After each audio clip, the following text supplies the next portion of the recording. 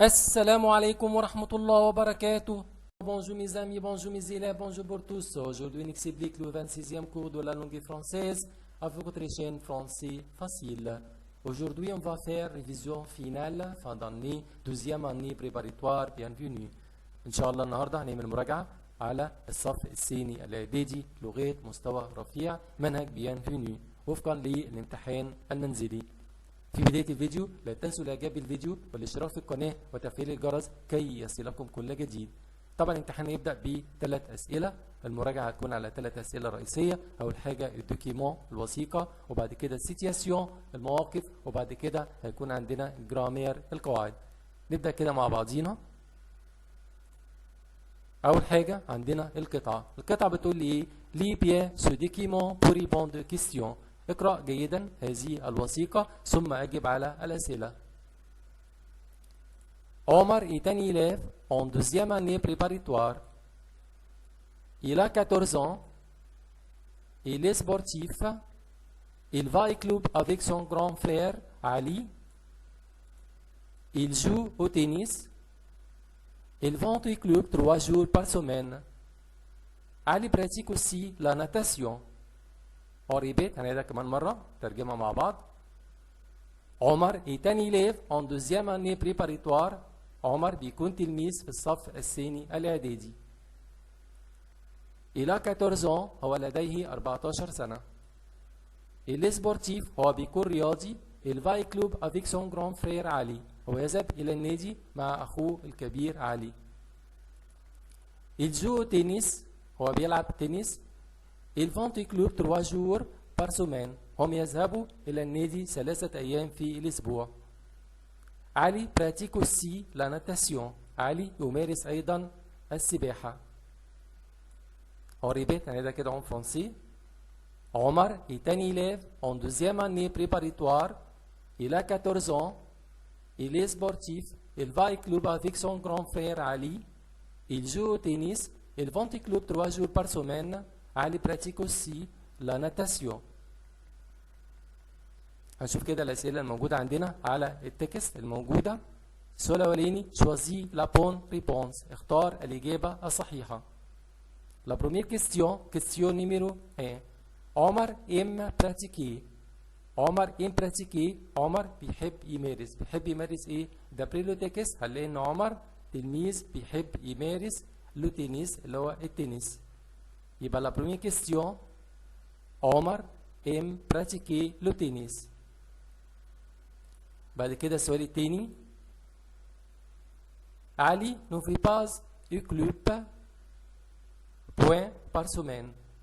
علي ne fait pas au club combien de jours par semaine. ما بيروحش المدرسة أو بيروحش النادي كام يوم في الأسبوع. طبعا il va au club avec son frère 3 jours par semaine. بيروح النادي 3 أيام في الأسبوع يبقى ما بيروحش 4 jours. c'est la réponse. يبقى علي ne fait pas au club 4 jours par semaine. علي لا يذهب إلى النادي 4 أيام في الأسبوع. السؤال الثالث عمر وبعدين بوين عنده كم سنة؟ طبعا هو قال لي il a 14 ans. هو لديه 14 سنة. يبقى عمر 14 ans عنده 14 سنة. Quatrième question numéro 4. Ali va au club avec qui? Ali va au club يذهب إلى النادي avec qui مع من؟ طبعا هو قال لي في التكست عمر va au club avec son grand frère علي يذهب إلى النادي مع أخوه الكبير علي. يبقى علي بيذهب مع أخوه الصغير عمر. يبقى علي va au club avec son petit frère مع أخوه الصغير. بعد كده بننتقل للسؤال الثاني سؤال السيتياسيون سؤال المواقف. برضو هيكون choisis la bonne réponse. اختار الإجابة الصحيحة. La première question numéro 1.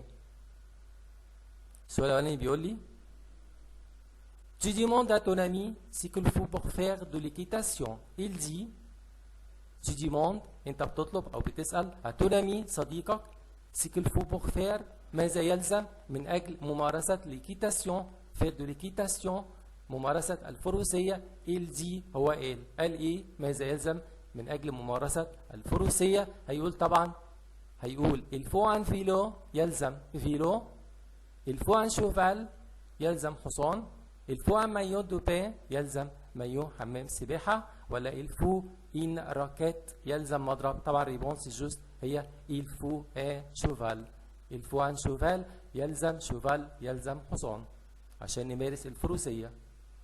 Deuxième question, question numéro 2. Tu parles à ton ami de tes vacances, tu dis. أنت تتحدث إلى صديقك عن أجازتك، tu dis. هتقول إيه؟ هتقول Je passe mes vacances à la campagne. Où vas-tu en vacances? Comment passes-tu tes vacances? Je vais à l'école. طبعا réponse juste هتكون Je passe mes vacances à la campagne. يبقى tu parles à ton ami de tes vacances, tu dis je passe mes vacances à la campagne. C'est la réponse juste. Troisième question, question numéro 3. Au restaurant, tu dis au garçon. Au restaurant, tu dis au garçon. في المطعم tu dis au garçon. هتقول للجرسون ايه في المطعم؟ Bon appétit. J'apprends du poisson. Où est le restaurant? Que prenez-vous?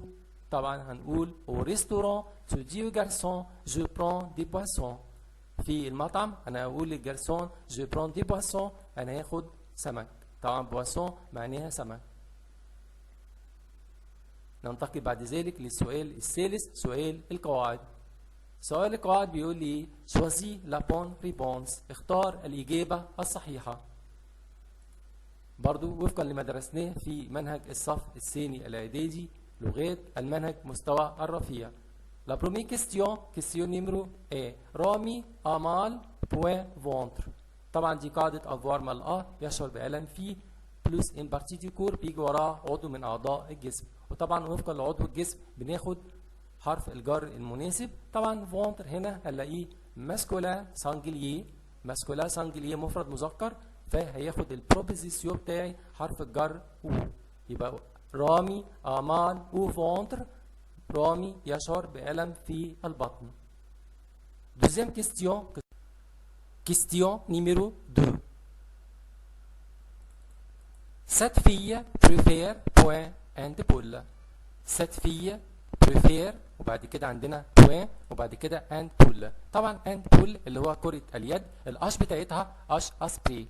طبعا الأش أسبري بتعامل معاملة الحروف الساكنة. في الألعاب الرياضية حرف الأش بيعتبر الأش بتاعتها أش أسبري.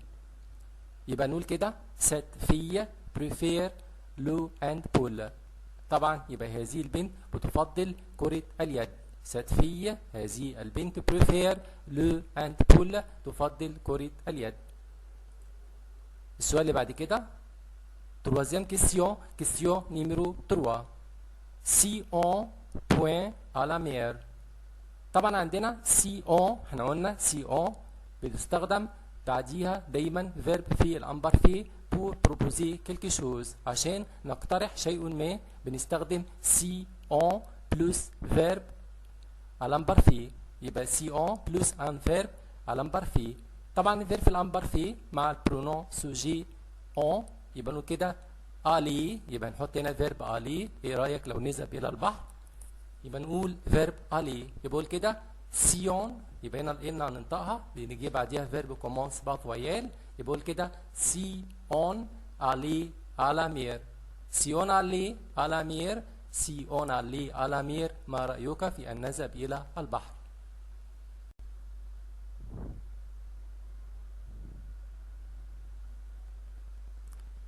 في النهايه بتمنى التوفيق لجميع الطلاب. في نهاية الفيديو لا تنسوا الاعجاب بالفيديو والاشتراك في القناة وتفعيل الجرس كي يصلكم كل جديد مع قناتكم المفضلة فرنسي فاسيل. Au revoir.